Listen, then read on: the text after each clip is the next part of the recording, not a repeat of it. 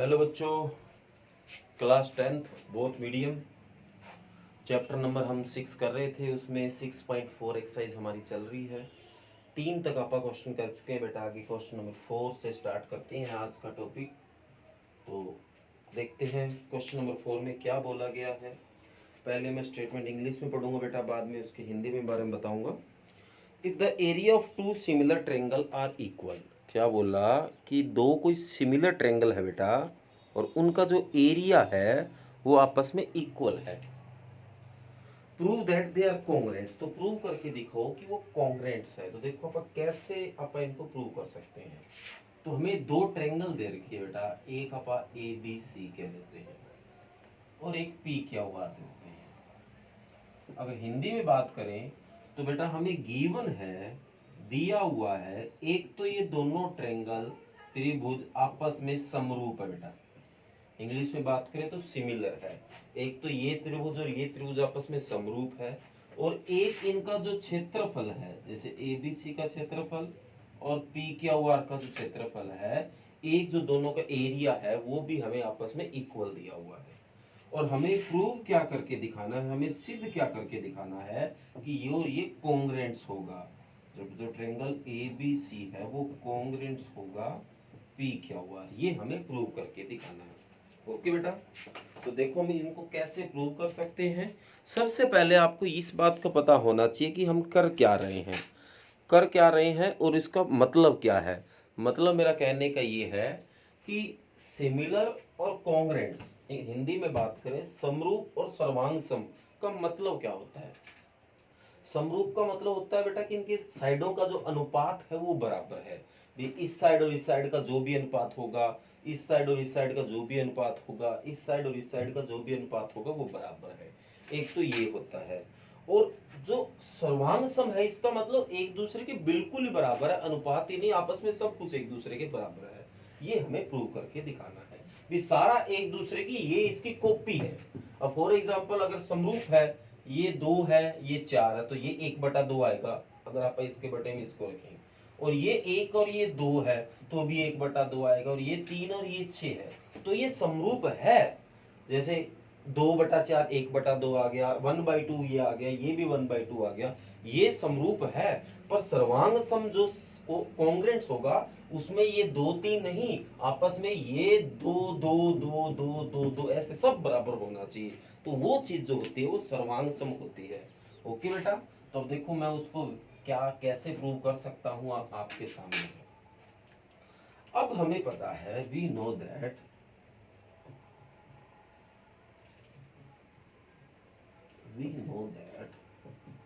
कि जो हिंदी में लिखोगे, हम जानते हैं जो त्रिभुज ABC है वो सिमिलर है पी के हुआ। तो इस एक्सरसाइज में आप क्या कर रहे हैं, अगर इस तरह से दो ट्रायंगल आपस में सिमिलर हो तो जो उनका एरिया होगा, ABC का एरिया और पी क्यू आर का जो एरिया होगा बराबर होगा AB बाई पी क्यू के square BC by Q R का स्क्वेयर और AC बाई पी आर का स्क्वेयर बराबर होगा। ये जानते हैं बेटा, इसको तो बहुत यूज किया पर। इसी तरह इक्वेशन नंबर 1 नाम दे दो, आल्सो एरिया ऑफ ABC जो है आपको बराबर दे रखा है area of P Q R, दे रखा बेटा। तो ये मल्टी में पड़ा बेटा, इधर आके कहाँ आएगा, डिवाइड में। तो area of ABC divide by area of P क्या हुआ बराबर क्या बच जाएगा 1, इक्वेशन नंबर 2। ठीक है बेटा, साफ ही दिखाई दे रहा होगा, चेक कर लेता हूं मैं इसको। ओके, तो अब कंपेयर कर दो इक्वेशन 1 और 2 को। कंपेयर को क्या बोलते हैं बेटा, तुलना। Compare equation 1 and 2। तो हिंदी मीडियम के बच्चे लिखेंगे समीकरण 1 और 2 की तुलना करने पर। तुलना में क्या होता है बेटा, जो एक जैसा उसको छोड़ दो, बाकी इक्वल लिख दो। जैसे area of ABC by P क्या हुआ, जैसे ये दोनों एक जैसे हैं तो बाकी क्या बचा, AB बाई पी क्यू का square, BC by Q R का square, AC by P R का स्क्वायर बराबर क्या आ गया, ए। मतलब ये सारे किसके बराबर आ गए बेटा, 1 के बराबर आ गया। सबसे पहले मैं इसको रखता हूँ, AB बाई पी क्यू का स्क्वायर बराबर 1, दोनों साइड रूट किया इससे कट हो गया तो A B by P Q, एक का रूट तो एक ही होता है तो बटे में 1 रखा, क्रॉस मल्टी, तो ए बी बराबर क्या आ गया, पी क्यू। तो ए बी किसके बराबर आ गया बेटा, पी क्यू के बराबर आ गया। अब ये और ये आपस में बराबर ही आ गया है। ओके बेटा, इसी तरह इसको इसके बराबर रखा, B C by Q R का स्क्वायर बराबर 1, तो बोथ साइड रूट किया, तो B C by Q R बराबर 1, तो ये बी सी बराबर क्या आ गया, क्यू आर आ गया। तो इस तरह ये सारे ही आपस में बराबर आ रहे हैं, सारे ही तो एक के बराबर है, तो सब एक दूसरे के क्या आगे बेटा, इक्वल आगे, बराबर आगे। तो हम कह सकते हैं, तो then we can say that कि जो ट्रायंगल ए बी सी है वो सर्वांग सम होगा पी क्यू आर पे। ओके बेटा, तो ये हमारा क्वेश्चन नंबर आज का पहला है, और एक्सरसाइज का तो 4th क्वेश्चन है ही बेटा। तो उम्मीद करूंगा आपको बढ़िया समझ आया है।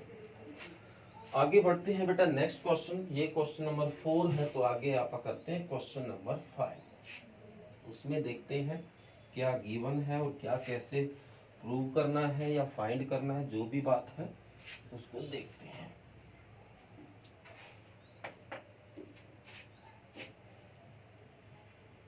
क्वेश्चन नंबर 5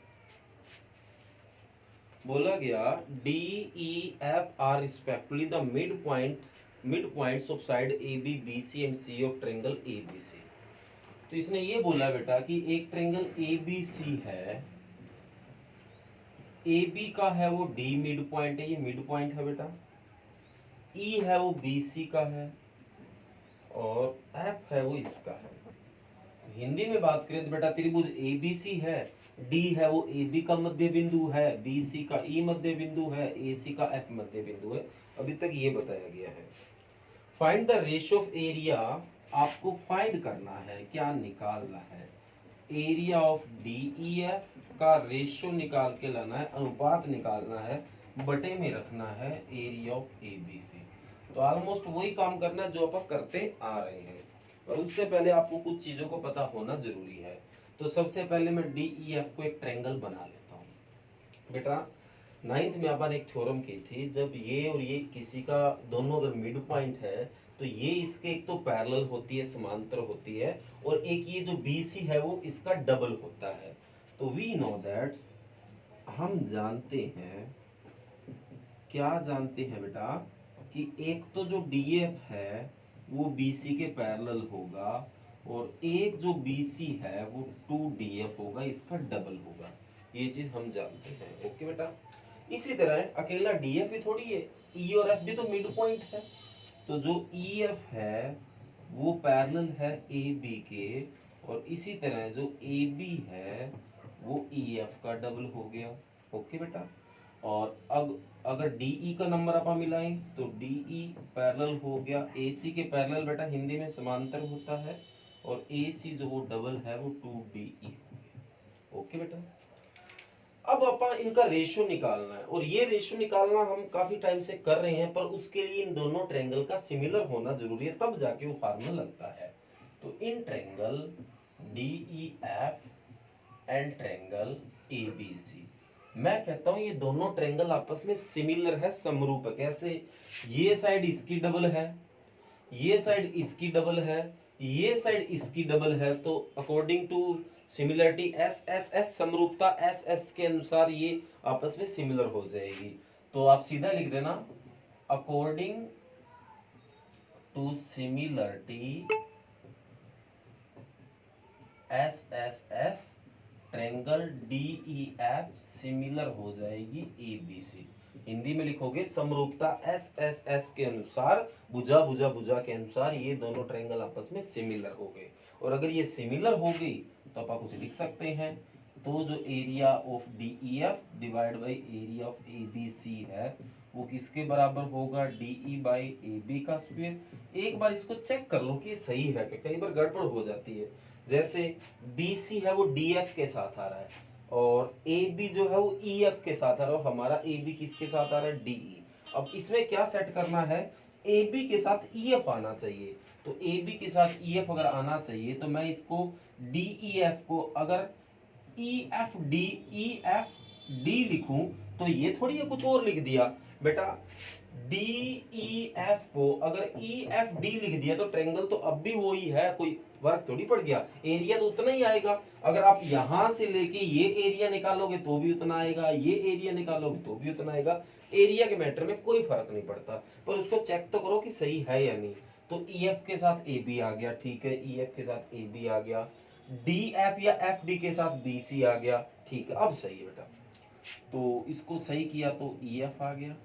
इसी तरह एफ डी को मैं डी एफ लिख सकता हूं क्योंकि नीचे डी एफ लिखा हुआ है, बी सी का स्क्वायर, और इसको ई डी को डी ई लिख सकता हूं डिवाइड बाई ए सी का स्क्वायर, होता है बेटा।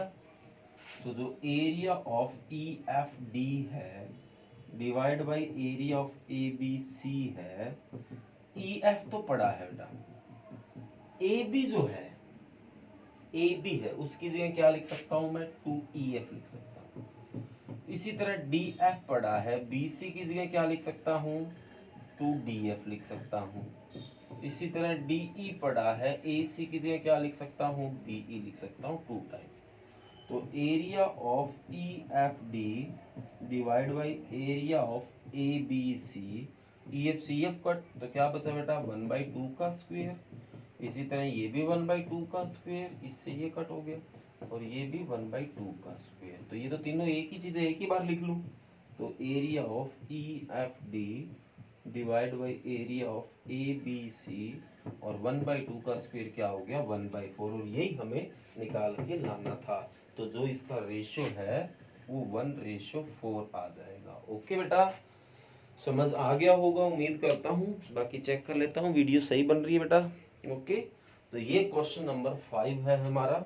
उम्मीद करूंगा आपको बढ़िया समझ आया है और बढ़िया तरीके से आप फेयर कॉपी में कर भी रहे हो बेटा। मैं आपको लगभग हर लेक्चर में बोलता हूँ ये बात कि जो ये वर्क आपको करवाया जा रहा है रिटन वर्क बेटा, उसको फेयर कॉपी में साथ साथ करते रहिए बेटा। और आपको बताइए 29 को आपका मैथ का टेस्ट है बेटा, तो उसको अच्छे से उसकी रिवीजन करते रहिए। साथ साथ जितनी हेल्प मेरे से हुई बेटा मैं आपकी हेल्प कर दूंगा, पर बाकी आपको भी पता है कि वर्क करना है, तो इस हिसाब से वर्क करते रहिए। क्वेश्चन नंबर 6 कहता है prove that the ratio of area of two similar triangle is equal to the square of ratio of their corresponding median. दोबारा से इसको स्टेटमेंट समझते हैं, समझ नहीं आई पूरी बात, कि प्रूव करके दिखाओ the ratio of area of two similar triangle is equal to the square of ratio of their corresponding median. दो सिमिलर ट्रायंगल है बेटा, यहाँ पे जो ट्रायंगल है वो दो आपस में सिमिलर है, तो आपको प्रूव करके दिखाना है द रेशियो ऑफ एरिया, मतलब उनके एरिया का ratio of two similar triangle, कोई दो सिमिलर ट्रायंगल है, इक्वल होगा, उनका जो रेशियो है वो इक्वल होगा to the square of their corresponding medians, उनके मीडियन के रेशियो के स्क्वायर। अगर हम आपको फिगर बना के बताऊंगा तो आई थिंक आपको ज्यादा समझ आएगा। तो ए बी सी पी क्या हुआ, जिक्र इनके मीडियन का चल रहा है, तो इसका मीडियन ए डी हो गया, इसका पी एम हो गया। तो आपको जो शो करके दिखाना है वो ये है कि जैसे एरिया ऑफ जो ए बी सी है divide by area of P Q are है वो इक्वल होगा, इसका मीडियन ए डी आ गया और इसका मीडियन पी एम आ गया, इसके स्क्वायर के इक्वल। ये आपको प्रूव करके दिखाना है, और गिवन है ये दोनों सिमिलर है। लिख थोड़ा उल्टा रहा हूं, गिवन है कि ट्रायंगल जो ए बी सी है वो सिमिलर है पी क्यू आर। एक बार हिंदी में और पढ़ देता हूं ताकि हिंदी मीडियम के बच्चों को भी समझ आ जाए। इसने ही बोला है सिद्ध कीजिए कि दो समरूप त्रिभुजों के क्षेत्रफलों का अनुपात इनकी संगत मध्यिकाओं के अनुपात का वर्ग होता है। तो दो समरूप त्रिभुज है बेटा, इन दोनों के त्रिभुजों का जो क्षेत्रफलों का अनुपात होगा उनके संगत मध्यिकाओं के अनुपात का वर्ग होगा। तो यही है बेटा, तो हमें ये गिवन कर रखा है। अब आपको पता है ये कैसे प्रूव करना है, ये अपन ने 6.3 में किया था। ओके बेटा, अब आप कहते हो, आप कहोगे वी नो दैट, हम जानते हैं, क्या जानते हैं कि if triangle A B C similar है पी क्यू आर के, तो देन जो area of A B C है divide by area of P Q R जो है वो इक्वल होगा A B by P Q का square, B C by Q R का स्क्वायर और A C by P R का स्क्वायर। इन तीनों में से एक रख लो, कोई ज्यादा जरूरत नहीं है, तो मैं इसको एक को रख लेता हूँ, A B C by area of P Q R is equal to A B by P Q का स्क्वायर। ठीक है बेटा, इसको एक को रख लिया, इतना तो हम जानते हैं। अब आप आते हैं इस ट्रायंगल और इस ट्रायंगल पे, तो in triangle A B D and triangle P Q M. Okay बेटा, तो आपको पता है कि ए बी सी अगर पी क्यू आर के सिमिलर है तो A B divide by P Q और B C divide by Q R आपस में इक्वल होगा, और बी सी को मैं 2BD लिख सकता हूं और इसको 2QM लिख सकता हूं, 2 से 2 कट हो गया, तो A B by P Q equal to B D by Q M आ गया बेटा। और ए बी सी अगर सिमिलर है पी क्यू आर के तो बी और क्यू एंगल तो वैसे ही इक्वल होना है, तो एंगल जो ए बी डी है वो इक्वल होगा पी क्यू एम। तो अकॉर्डिंग टू सिमिलरिटी दो साइड है बेटा, एक एंगल है, तो ट्रायंगल आपकी जो ए बी डी है वो सिमिलर हो जाएगी पी क्यू एम। अगर ये ट्रायंगल और ये ट्रायंगल आपस में सिमिलर है बेटा तो इसके साइडों का रेशियो तो इक्वल होगा, तो इसकी साइड में एक उठा लेता हूँ, ए बी तो इधर से आएगा पी क्यू, एक उठाया मैंने ए डी तो इधर से आएगा पी एम। इक्वेशन नंबर क्या आ गया, 2 आ गया।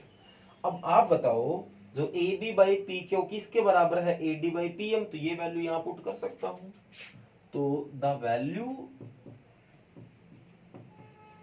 Of A B by P Q in equation 2 put in equation 1। Hindi में बोले तो ए बी बटा पी क्यू का मान समीकरण 2 में से समीकरण 1 में रखने पर, ठीक है बेटा, तो यहां रख दो, तो एरिया ऑफ जो A B C divide by area of P Q R बराबर A B by P Q, तो A B by P Q की जगह क्या लिख सकता हूं बेटा मैं, A D by P M, और उसका क्या हो गया स्क्वायर। क्या आप यही प्रूव करना चाहते थे?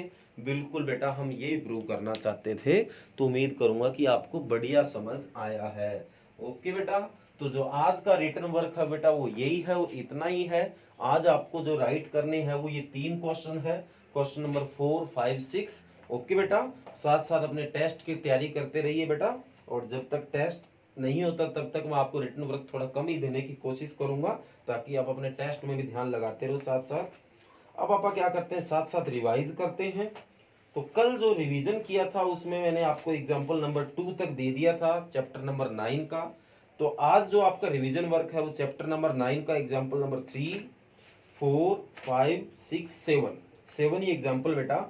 तो आज आपको ये 5 एग्जाम्पल रिवाइज करने हैं, और अगर ये आप 5 एग्जाम्पल रिवाइज कर लोगे तो आपका चैप्टर नंबर 9 विद एग्जाम्पल पूरा हो जाएगा, और चैप्टर नंबर 9 आपका रिवाइज हो जाएगा। ओके बेटा, तो आज जो आपका रिवीजन का वर्क है वो मैंने आपको बता दिया है, और रिटन का वर्क भी मैंने आपको बता दिया है। ओके बेटा, इस वर्क को करते रहो और साथ में अपने टेस्ट की तैयारी करते रहो। ओके बेटा, वैसे ही आप जो रिवाइज कर रहे हो वही टेस्ट में आना है। चैप्टर नंबर 8, 9 और 10, चैप्टर नंबर 8, 9 और 10, इन 3 चैप्टरों का टेस्ट बेटा, तो बढ़िया तरीके से रिवाइज करते रहो। मैं बार बार आपको याद करवाता रहता हूं, और जो टेस्ट है वो बेटा कब होगा, 29 को होगा।